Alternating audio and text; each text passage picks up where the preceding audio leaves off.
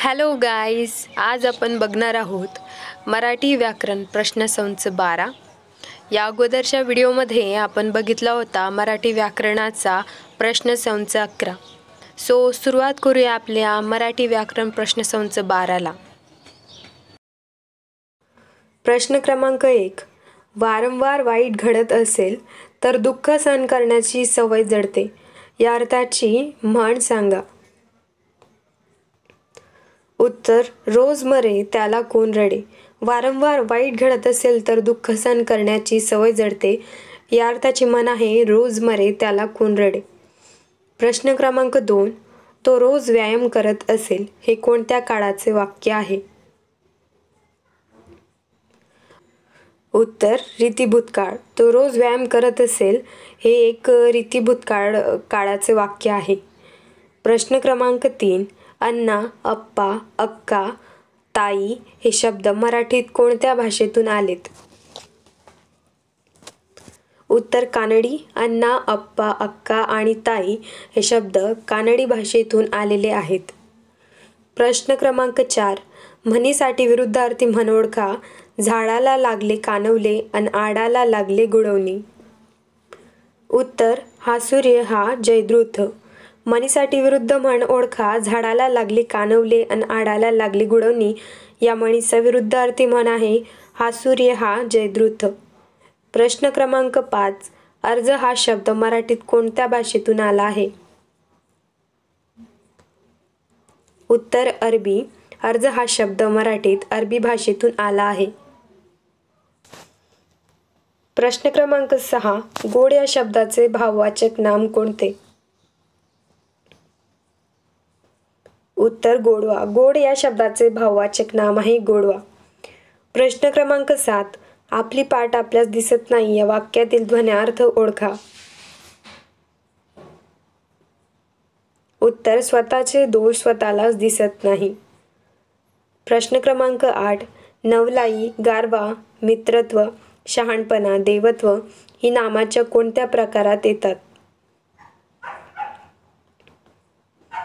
उत्तर: भाववाचक नाम. नवलाई, गारवा, मित्रत्व, शहाणपणा आणि देवत्व ही नामाच्या भाववाचक नाम प्रकारात येतात. प्रश्न क्रमांक 9. जगडा, कल्पना, टेचा हे कोणत्या प्रकारचे शब्द आहेत. उत्तर: प्रत्ययसाधित शब्द. प्रश्न क्रमांक 10. मधू लाडू खातो या वाक्याचा रीतिवर्तमान काळ ओळखा. उत्तर: मधू लाडू खात असतो. मधू लाडू खातो या वाक्याचा रीतिवर्तमान काळ आहे मधू लाडू खात असतो. प्रश्न क्रमांक 11. वाक्याचे केवल वाक्य करा. वाक्य आहे आरती सुरू झाली, घंटानाद सुरू झाला.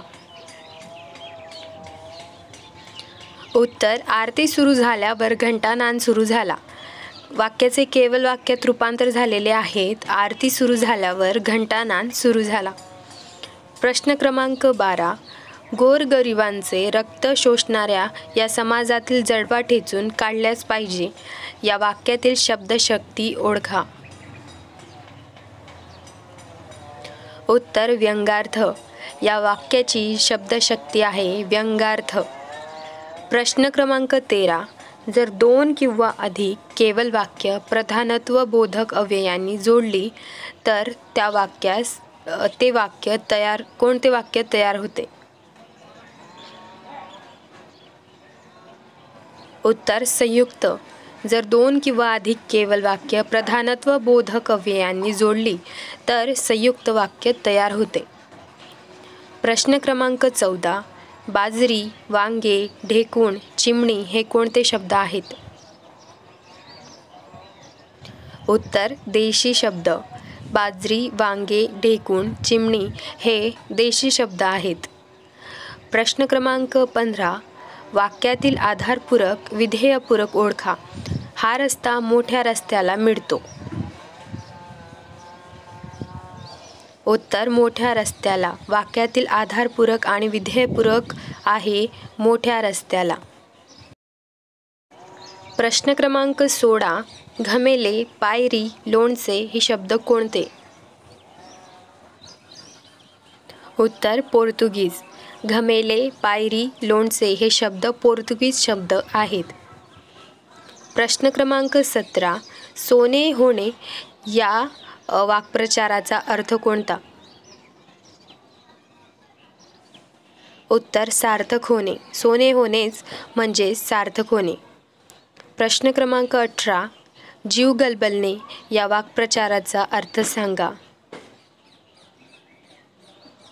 उत्तर गहिवरणे. जीव गलबलणे या वाक्प्रचाराचा अर्थ आहे गहिवरणे. प्रश्न क्रमांक 19. विपत्काल या संधी कोणत्या पोट प्रकारातील आहेत? उत्तर विपद प्लस काल. विपद प्लस काल हे विपत्काल या संधीचे पोट प्रकारातील आहेत.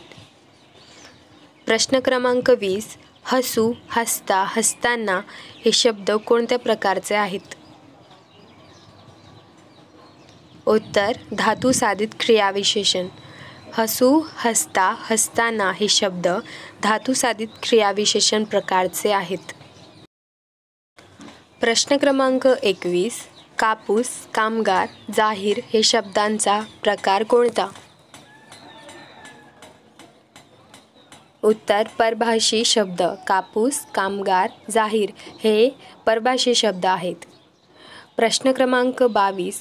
कधीही न दिसणारी कुसुम दुर्मिळ वस्तूप्रमाणे वारंवार दृष्टीत पडत नाही. योग्य वाक्प्रचार निवडा. उत्तर उंबराचे फूल. कधीही न दिसणारी कुसुम दुर्मिळ वस्तूप्रमाणे वारंवार दृष्टीत पडत नाही. योग्य वाक्प्रचार आहे उंबराचे फूल. प्रश्न क्रमांक 23. चहाडी करणे, भांडण करणे या अर्थाचा वाक्प्रचार कोणता? उत्तर कलागती लावणे. चहाडी करणे, भांडण करणे या अर्थाचा वाक्प्रचार आहे कलागती लावणे. प्रश्न क्रमांक 24. वाटाण्याच्या अक्षता लावणे या वाक्प्रचाराचा अर्थ कोणता? उत्तर विनंती मान्य न करणे. वाटाण्याच्या अक्षता लावणे या वाक्प्रचाराचा अर्थ आहे विनंती मान्य न करणे. प्रश्न क्रमांक 25. आईदाना या शब्दाचा अर्थ सांगा. उत्तर जेवणासाठी लागणारी भांडी. आईदाना म्हणजेच जेवणासाठी लागणारी भांडी. सो इथे आपले मराठी व्याकरणाचे 25 क्वेश्चन सिरीज समाप्त झालेली आहेत. पुढच्या व्हिडिओमध्ये बघणार आहोत आपण प्रॅक्टिस सेट क्रमांक 13.